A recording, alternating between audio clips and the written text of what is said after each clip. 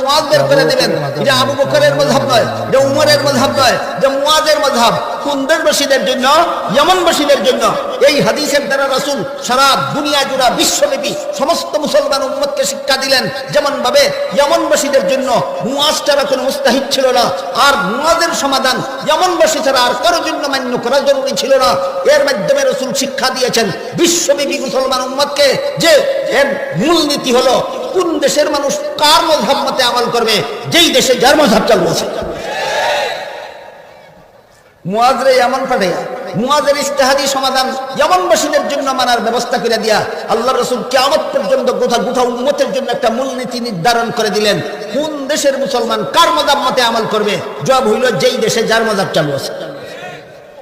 এবার বলেন তো বাংলাদেশে কোন মাযহাব চালু আছে? এখানে যদি কেউ শাফি মাযহাবের দলিল দিতে চায়, এটা বাটপারি ছাড়া কিছু নয়। যেই